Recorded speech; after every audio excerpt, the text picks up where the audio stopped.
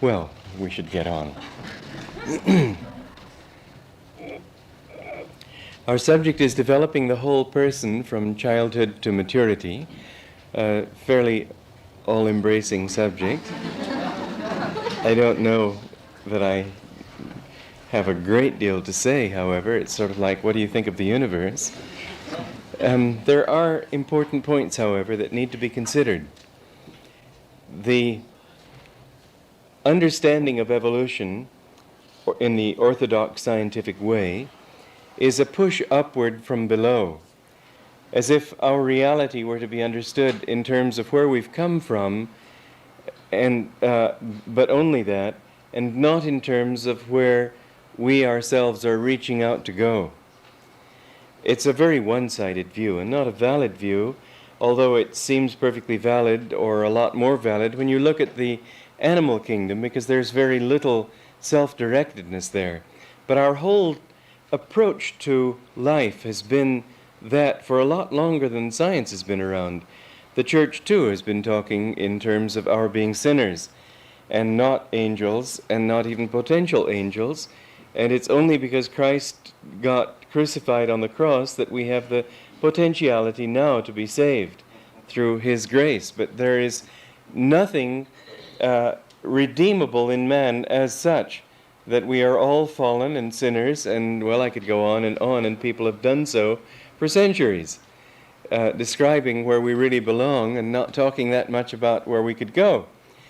If you look at the painting on the Sistine Chapel of the Last Judgment, you get a very good picture of the classical Orthodox Christian attitude toward the judgment and life after death. All the energy, God's too, is directed toward those damned. And the saved are merely there to take up space to show that somebody made it. But there isn't any aesthetic energy put toward the saved. God Himself is like this, sort of as if to just eschew those damned with all His force. Damn you kind of attitude. And so for the scientists to come along and decide that we're really nothing but animals is not that much of a leap. There's been this big fight between science and religion, but I don't see that science set it up. I think our religion set it up. And from there, what we find is that people have, well, look at Freud, for example. He tried to analyze normal psychology in terms of abnormal psychology. Everything that we are is to be seen in terms of our lowest nature. What is to be surprised? Why should one be surprised then if we find that the average teaching? I remember a play I was in. It was Dream Girl, I think. I don't think I was in it unless it was... No, I think what I did was sing in barbershop quartets during the intermissions or something. I don't think I was in the play, but I was in the Playhouse down in Charleston, South Carolina. And the whole thing was that this girl was always sort of slipping off into a dream world where everything was wonderful. And the way that she finally became real was to express her lower nature and just admit that she was an animal and so on. This is the whole idea, that if you've got any kind of problems, you're suppressed. And the only way to overcome those problems is to get rid of those suppressions and get out there and have fun and admit it. And what it really does, it doesn't blow off steam, really. It builds up steam. It creates a channel for self-expression that is ultimately damaging to yourself. Sri Yukteswar said, on the contrary, that we should always be resistant to our lower nature in order that we might finally be able to reclaim, by affirming, our higher nature. And Jesus put it properly and truly when He said that no man can ascend to heaven save him who descended from heaven. And that means either He came here to tell us that He made it and we can't, ha ha, or we can make it, and that means we too have come from that. And this has been the teaching of the great masters down through the ages. They have said that God consciousness is our birthright. They have said that we are a soul, not a body. They have said that our purpose in life is to realize that reality. And if we look at that, if we look at evolution from that point of view, we see that even in the animals, it isn't enough merely to procreate and eat. An example that I gave in my book, Crises in Modern Thought, is the tropical fish, which could perfectly easily satisfy its hunger by just staying in one position and chomping on a fern. But instead, what we see is that it darts here and there, and presumably for no other motive than it likes to dart. Why would an animal develop wings? Not merely because wings suddenly appeared on the scene and they found themselves stuck with them, but presumably because they sort of liked the light feeling they got. Otherwise, they might well have just gone sort of scrabbling in the bushes, wings or no wings. The curiosity, the enjoyment of life, why would you want to? I mean, we know that life is, the most basic instinct of all is self-preservation. But what do we want to preserve? A mindless fact? What's the point? We surely want to preserve our lives because in some vague and obscure way, if no other, we enjoy them. Or we'd enjoy a lot less not having them. That very enjoyment and the search to increase it seems to spell a great deal more why let's say a monkey would throw away half a banana and reach for a mango. That he wants variety, he's interested. I was going through the gardens at Vrindavan in India, and all of a sudden my glasses were snatched off my head from behind, and I thought, what? Who's playing a prank on me? I turned around and there was a monkey with my glasses between his teeth. And this was his big trick to get candy. The only way to get the glasses back was for somebody to go in and get a sweetmeat and drop the sweetmeat there, and then the monkey took this as his tribute, dropped the glasses and picked up the... Well, he'd figured out a pretty good system. This took brains, this took curiosity and thinking and trying to sort of figure what the best way is. Our raccoons are extraordinarily intelligent here, the way they can, even with their little hands, they've been known to unzip tents so they could get in. And this kind of intelligence, this kind of desire for enjoyment, this kind of curiosity, all of these things imply not being pushed in a direction. That monkey, I'm sure, had lots of sweets and didn't need those sweets. He wasn't pushed by sheer desperation toward getting more. He was pushed by enjoyment. He liked sweets and he wanted more. He figured he was onto a good thing, and why not push it along? But that reaching out towards something that we aren't and haven't, this is the other side of the whole evolutional picture. And one very good example of that, or evidence in favor of that, is the fact that man has a brain 2.5 times as big as the next land animal. He wouldn't need that to survive. If he was using his brains merely to survive, he wouldn't need a brain that big. All he'd need was a brain a little bit more crafty, enough to sort of avoid the dinosaurs because he knows where they're going. But instead, we have a brain that is capable of building libraries and even using the things. We've got the capacity to learn languages far outside of our normal instinctual patterns. Even the birds can do this. It's incredible. I think they've I forget the exact figure, but I think they got up, was it Seva, do you remember? 1,000 different melodies of one... 1,000 for one warbler. One warbler, 1,000 different melodies that he'd sort of created out of the sheer exuberance of his existence. He certainly didn't need more than 10 to beat out the competition, or maybe 20, but no, just the sheer fun of doing it. This is something left out of the picture altogether. I remember saying to my father one time, we're more than animals, and he was very much of that school, and so he said, that's all we are, is just animals. So I said, well, speak for yourself. Because we obviously want more, and what is it that we want? This is something that if we can understand the direction of our own development as individuals too. We have reached a level that will never be satisfied by food and drink and procreation and dying. We've got to have wisdom. We've got to have love. The thing that people grieve about most in the world, well, I know if you're hungry, that's all you think about, but assuming the basic things, you're not needing more of them.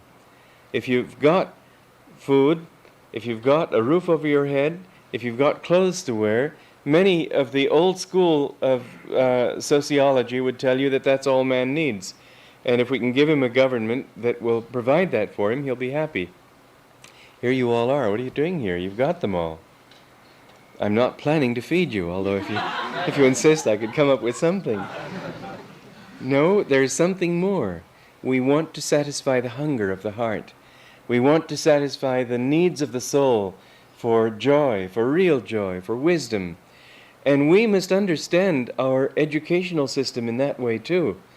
So far, education has been given people primarily from a standpoint of helping them to feed their bellies and put a roof over their head. It's a sort of, the whole basic dogma of education is geared toward the old view of life as a purely physical mechanism, and even the things that I used to learn when I was a child that were basically cultural in intent, like learning Latin. It's not a useful language. Why learn French literature? It won't get you a job. Why did they give us those things? But more and more the trend, am I right, Jay? It seems to be more and more away from that toward what will get you a good job. And I remember going to Austin, Texas, and you were there, I think, with me on that occasion. And I was giving a lecture there, and I am somewhat irrepressible when I'm lecturing as far as humor and not taking philosophy too gravely. And I was having a rather good time, but I couldn't understand it. Here were these college kids staring at me with such sort of solemn expressions. And they seemed utterly stunned that anybody talking philosophy would crack a joke. They thought maybe they hadn't understood me. And I think by the end of the talk, some of these students sort of managed to crack a smile. It didn't quite crack their cheeks, but it almost seemed to. And I asked some of the students afterwards, what on earth is the matter with you all? And they said we were going through a sort of a recession at that time, and he said that they were so worried about getting jobs, and they wouldn't even establish eye contact with each other on the campus. They're all looking like this, just wanting to pass that exam. And I noticed when we came back a year later and lectured in Austin that we had a much looser audience, because we had some of the old-timers there who finally had figured out that maybe it is okay to laugh. And so they set the tone, and then the others felt good about laughing too. But in the beginning, nobody dared. This idea that in order to be educated, in order to grow, in order to understand and become wise, you've got to become like a wooden Indian. And that wisdom implies not an incapacity for humor. This would imply a lack. What they think of it as is being totally above it, that they're much too great to be able to be like children anymore.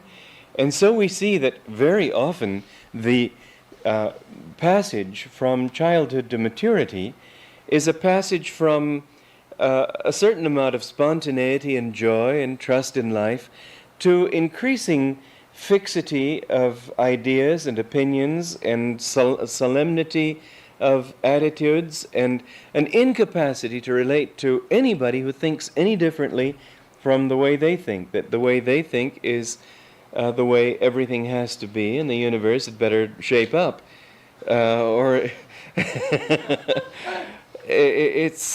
You notice that as people get older, they think they're becoming more mature because they're losing their childish bloom, and in fact all they're doing is becoming stale. And there are a lot of people, even at the age of 15, who have already become so opinionated and so, in their opinions, mature, but they aren't mature at all. They have their way of growing up has been to sort of hem themselves in with this rigidity, and then, of course, they find they can't breathe anymore, and so they end up dying prematurely. This is not maturity at all. It's ossification. When you have a petrified piece of wood, in fact, you no longer have any wood left at all.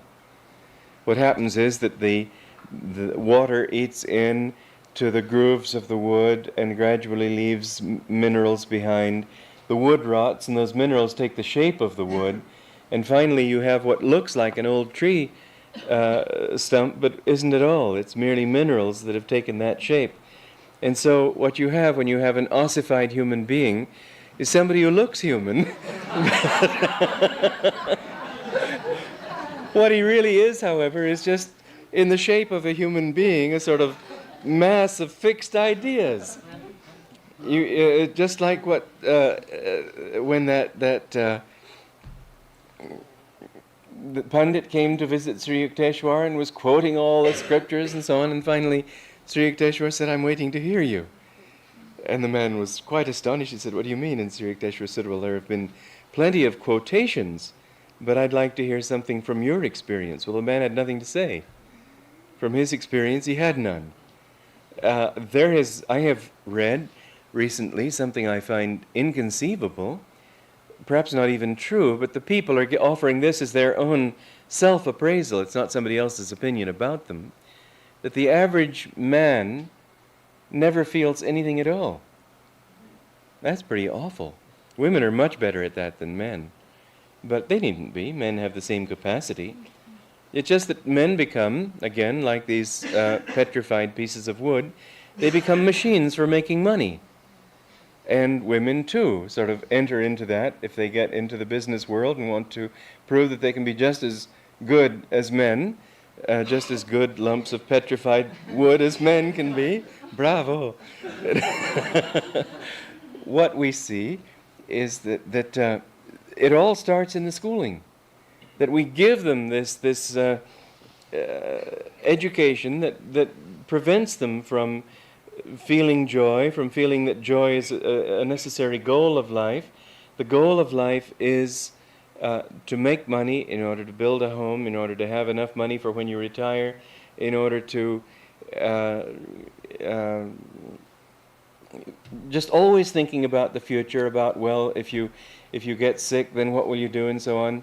I don't know if I've done a wise thing or not, but I remember that Master said to me, said to us, not me personally, that you who live for God should not save for yourselves. And so my entire inheritance I blew on this house.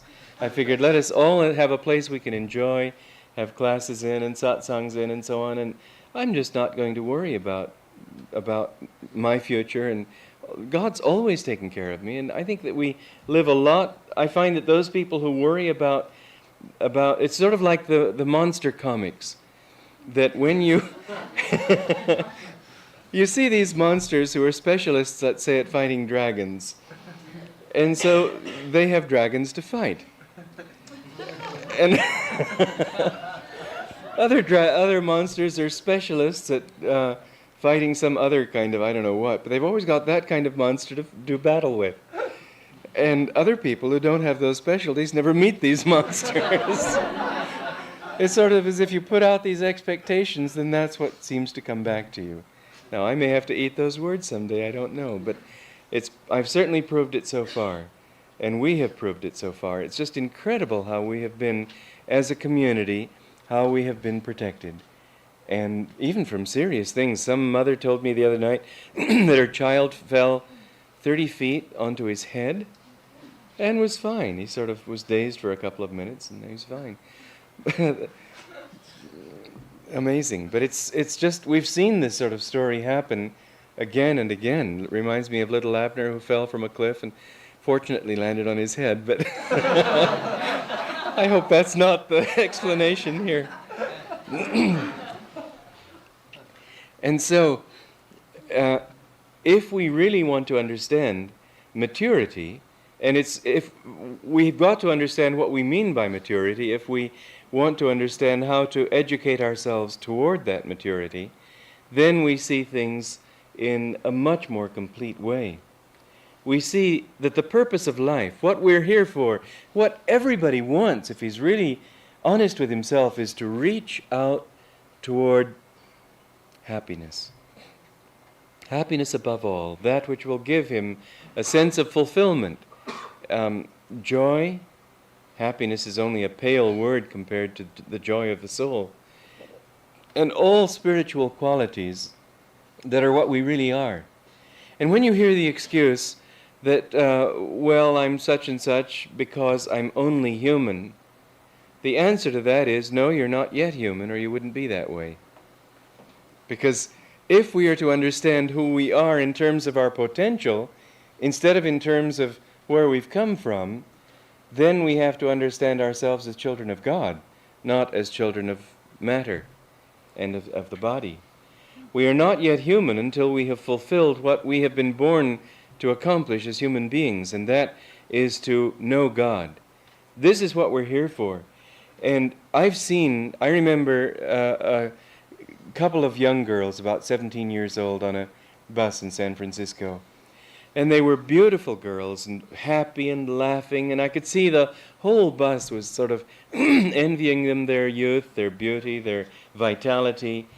And I looked at them and I thought, they're only 17. It would be interesting to see them at 27. Because their values were outside, not inside.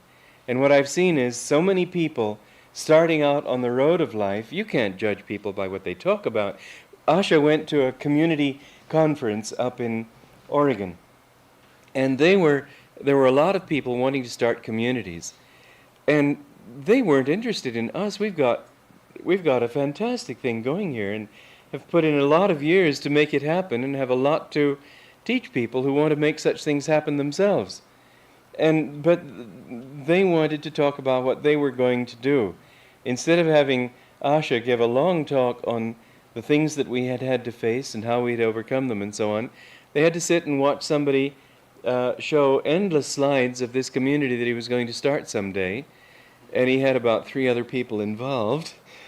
And that kind of vague thing in the future, look at these people.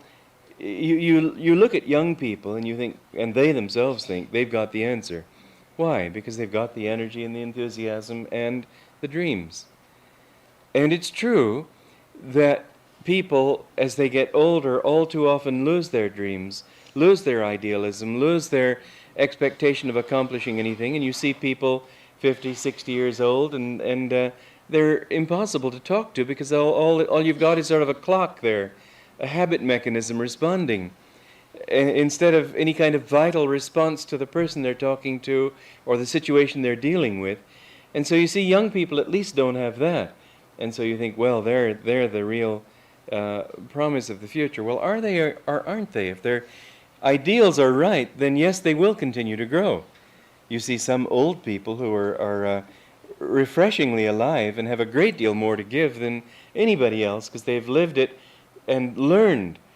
But there are a lot of young people who have the wrong ideals. And at 50 and 60, this is what they're going to be. It's sort of like something I read somewhere, that every generation thinks that it has discovered sex. So every generation seems to think that it has discovered idealism, and that the old people never had ideals from the cradle, that they were just like this when they were 5. But that isn't so. The fact is that from the beginning you can see that if their ideals are money and wealth and power and making a splash for themselves in the world and all sort of oriented toward ego, then they will slowly lose that idealism because it just doesn't work that way, and slowly they will fall into the same pattern as their elders did.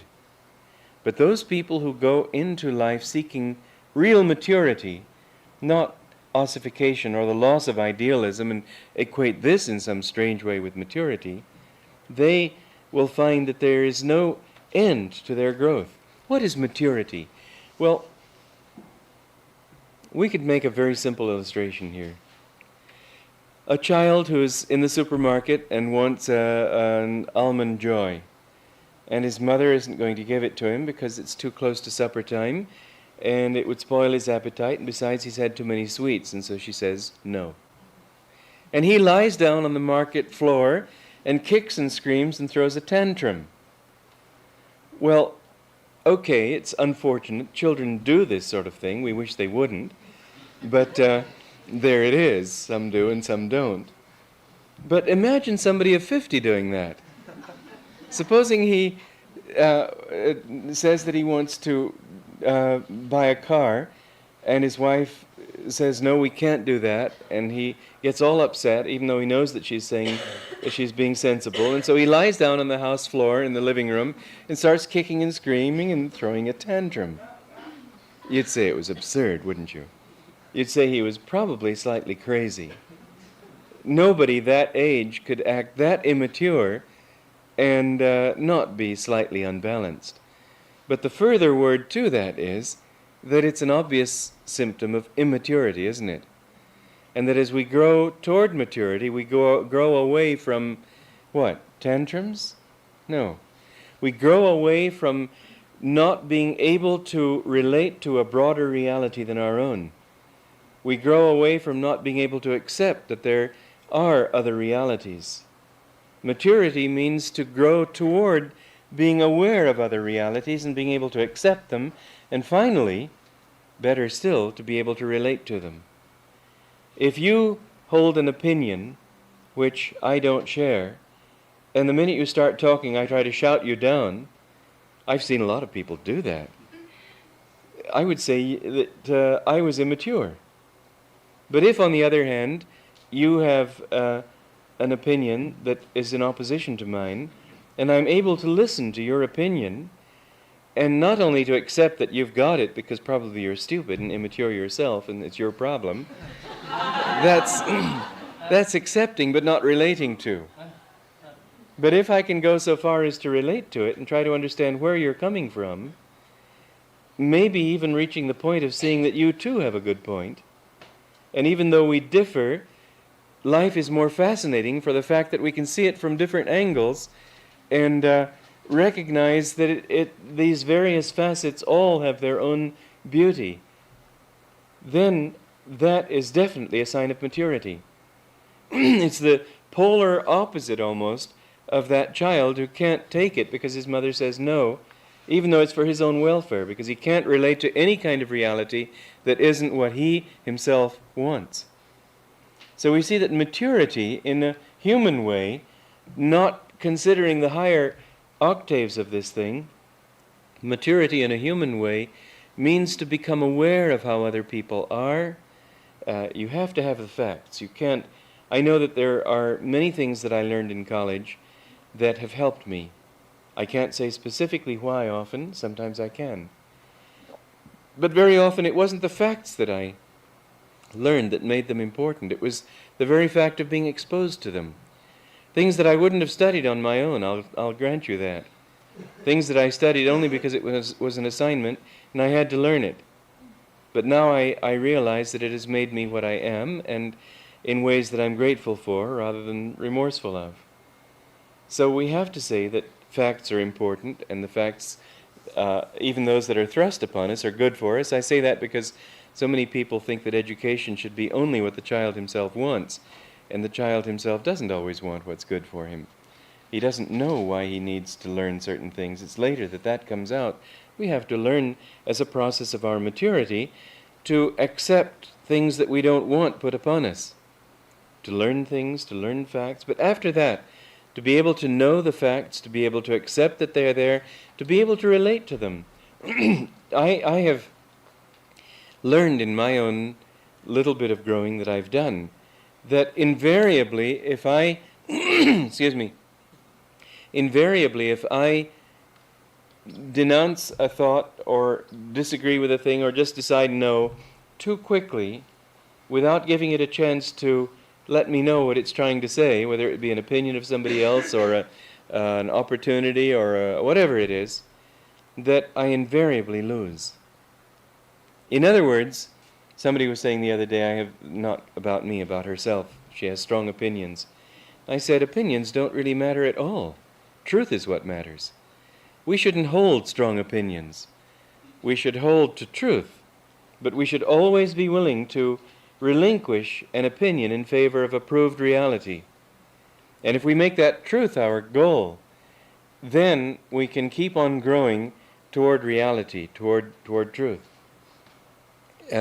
It's sort of like Like when somebody said to Master when he was a young man, "Someday you and all these other Swamis will be very disillusioned when you wake up and find there is no God." And Master didn't argue with him. He knew that he couldn't reach him on that level. There was no point in shouting, "Yes, there is a God like this. You will go to hell if you don't accept it." He just said, "Well, you may be right, but at least we'll have the satisfaction of knowing that we've done some good." And so he was open to the possibility. He knew that it wasn't so, but he didn't have to fight it. But he looked for whatever the realities were that this man could accept, and he quickly found it. Instead of just talking at him, he talked with him. And there aren't many people in this world who talk with you. Like that story of Franklin Delano Roosevelt, who went to a cocktail party and sort of to test the scene there said, "I've just killed my mother." And he kept saying this to people, and some would say, "Really, you don't say? And you know what I did yesterday?" And they'd go on like this. Another one would say, "Well, my dear boy, it's about time, isn't it?" And then he'd go on. But nobody at the party related to what he'd actually said. Nobody heard it. So people talk at you, but not with you. Their excuse for having a conversation is with you is so that you can listen to them, not so that they can listen to you. I had this conversation with somebody in India years ago who was of this type, and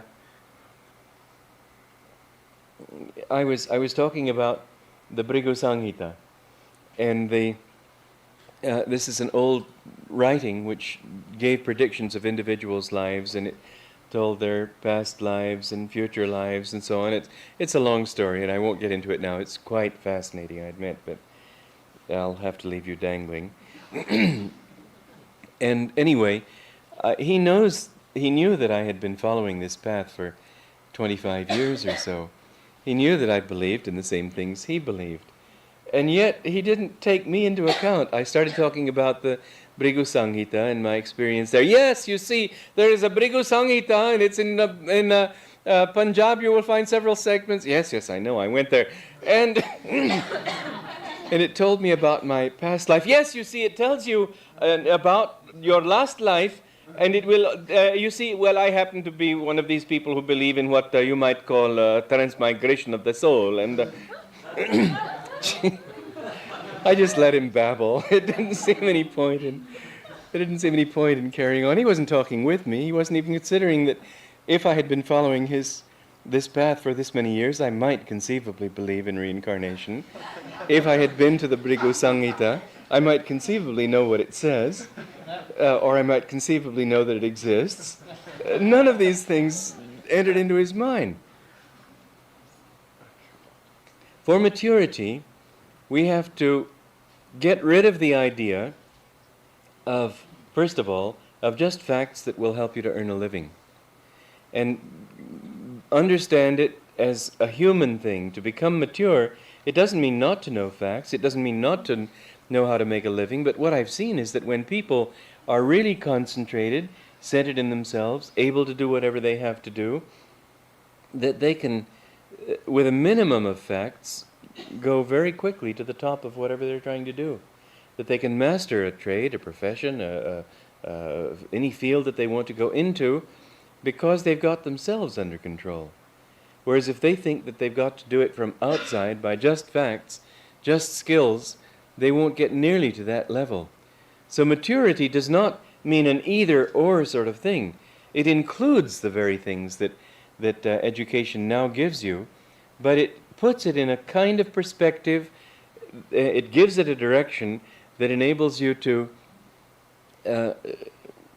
accomplish better on all levels and still be able to continue learning. Like Grandma Moses taking up painting in her 80s and becoming famous, or was it her 70s anyway, not young. Like some people that you meet who are very old and still very vital and still very alive. To be able to keep that attitude all your life is a sign of growing maturity.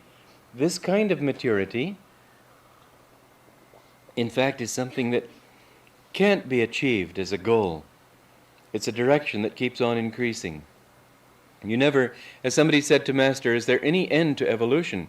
He said, no end. It goes on until you achieve endlessness. Very interesting answer. It isn't sort of clang the gates shut and there you are. Where are you? You're everywhere. There's no end to it except finally the last cause-effect barrier has been removed and you're eternal. And so, in our growth toward maturity, we shouldn't set our goals too near to us. Set them in infinity. Realize that all growing is not a goal toward a specific, but toward a greater and greater openness of heart and of mind. People who grow in this way are always learning, always willing to say, no, I guess I've been wrong, and to say it in a moment and just go on in the right direction. Somebody was saying at the age of 22, he'd learned Kriya a year before and was all upset because he found that he'd been doing it wrong. I've wasted a whole year. Well, my dears, you'll waste a whole lifetime probably, in that sense that if you can't see some way in which you've done things wrong, even up to the last, you aren't growing. It's like this famous actress who had been acting in a role for, I think, 2 years, and in her last night she was still a bit nervous, and somebody said, what are you nervous for? It's your last night, you'll be through. Yes, but I still have one opportunity to make it even better. She was nervous in that way, not from fear, but how can I do it better? Where have I done not good enough? Where was I wrong? Where can I make it more fluid, more insightful, more sensitive? This kind of attitude is something that we should have all our lives, and from the very beginning we should seek in that way. We should be long-distance runners. Something you said, Nancy, I've always remembered. Nancy used to do ski jumping, and a doctor told her that if she kept it up, she has a young, strong, healthy body, but if she kept it up by the age of 40, she'd be a cripple. And a lot of young people go into sports, into the things they do, as short-distance runners, not long-distance, thinking of the glory of that football game and how everybody will cheer them, but from then on, perhaps the price of a broken knee is worth it? I don't think so.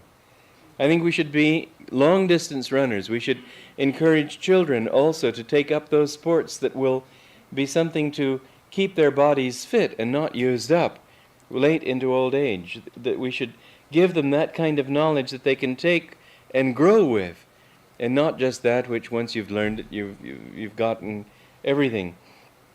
Granted that children have varying capacities for growth, granted that some of them can't ever grow in that way, the more we offer them this, the more they'll be able to take it and use it perhaps in a more limited way, or perhaps a more expanded way even.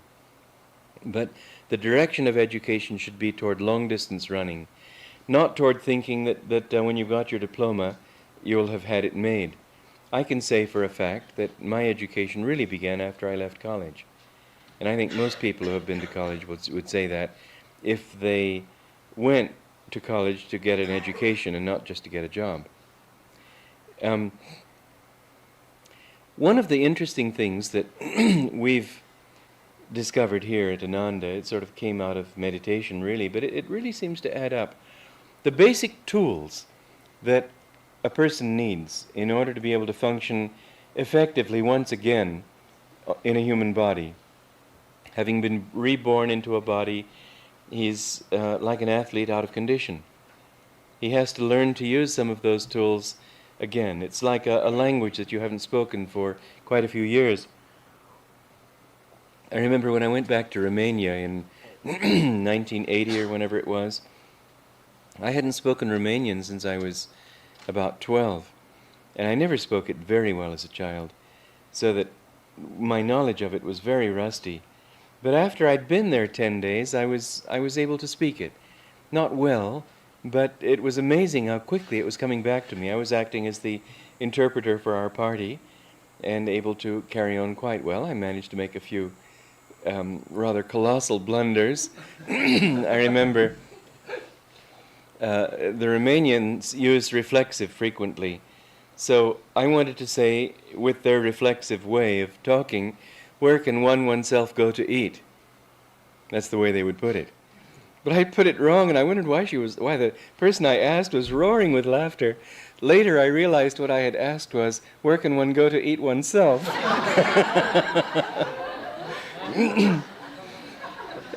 But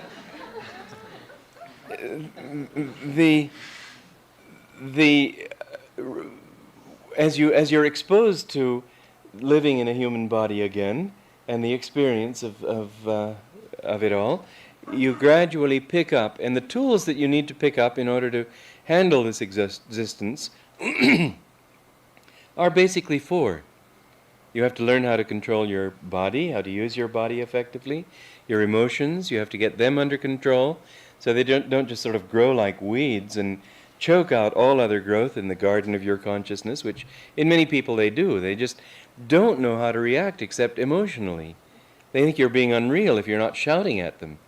And it's amazing how immature most people are emotionally, because they've never perhaps been taught. I don't know. Certainly our educational system doesn't teach them that. And the next would be your will, and the final one would be your intellect. And then pervading that at all times would be the soul, because the soul is not a tool. The soul is that which is functioning. The soul is not anything that you can develop. It's always there. You have to uncover. And so through all those periods of development where you're uncovering these things, there must always be the effort to draw out of the child, relative to his own particular level of understanding, his soul consciousness. And these seem actually to follow a certain sequence, that for the first 6 years of a child's life, you see that the child is struggling to master its body. It'll run and trip over itself and fall and cry and everything, but it's just trying to get its body under control. And its whole will and effort are basically directed toward that. He may have other interests, but the physical is the most important at that time, and his intellectual unfoldment is is not that uppermost. He'll have sort of questions, but his energy has to be toward the first step of his own unfoldment as a human being. And you'll find that basically you can teach a child much better in those first 6 years if you teach him or her through his body. Make him walk through, run through, play through, whatever the things is whatever the things are that he has to learn. I remember when I was learning to write that they had the letters traced out in sandpaper on a sheet, and I would move my finger this way following the sandpaper lines, and that way learn to make my hands go in that direction. But moving, all things that involve movement are particularly good for children at that age. At 7, when 7 begins, there comes a whole new approach. Then it isn't as if the children in their first 6 years have no emotions. They've got plenty of them. They're so much on the surface, there's not much you can do about them. You sort of try to keep them somewhat under control, but you can't do much about a child lying on its back screaming. You can't spank it. It'll cry all the harder. You try to soothe it, and you don't tell him it's wrong. It doesn't help much. You try. But after 7, they seem to be ready to really be inspired, that they're much more touched in their emotions when you hold up ideals and examples of noble people, saintly people, people who have accomplished great things. I remember clearly the stories that were told to me during that period, like Horatio at the bridge, how he fought off the attacking army, and because the bridge was very narrow, he and his brother were able to hold off the whole army because they could only come to him 2 at a time. And he was fighting while the Romans were cutting the bridge behind him. And finally the bridge collapsed, and then Horatio jumped into the water in his armor and swam back to shore across the Tiber. And this nobility of offering his own life for the salvation of his country that was a memorable story. I've never forgotten it. I still remember at the age of 7, I was actually only 7, but I'd already heard the story of Pheidippides and the marathon run, and how he carried the news back and didn't allow anything to stop him from doing his duty. And then there in the marketplace in Athens, he said that they had won the victory, and then he collapsed there and died. And what a thrill it was for me to stand there in Athens at the age of 7 and see this place where it had all happened. And children are really affected this way when they reach that level of maturity, and you can really capture their imagination. It's so sad that our children's books are written all too often without any sense of values, just to give them a sense of fun. But there isn't any sense of nobility and sacrifice and idealism and beauty and so on, all too seldom. There's some, but not nearly enough. Children are just as happy to have their emotions touched for fun, but it's a marvelous opportunity to help them to develop their capacity for finer emotions, because it's through their emotions that you can touch them best then.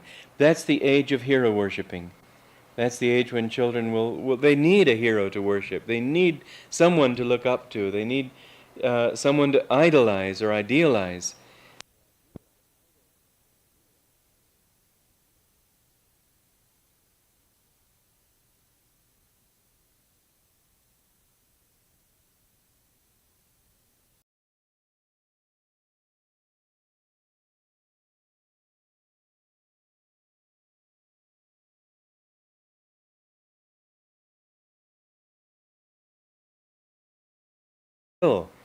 It was for me to stand there in Athens at the age of 7 and see this place where it had all happened. And children are really affected this way when they reach that level of maturity, and you can really capture their imagination. It's so sad that our children's books are written all too often without any sense of values, just to give them a sense of fun. But there isn't any sense of nobility and sacrifice and idealism and beauty and so on, all too seldom. There's some, but not nearly enough. Children are just as happy to have their emotions touched for fun, but it's a marvelous opportunity to help them to develop their capacity for finer emotions, because it's through their emotions that you can touch them best then. That's the age of hero worshipping. That's the age when children they need a hero to worship. They need someone to look up to. They need someone to idolize or idealize.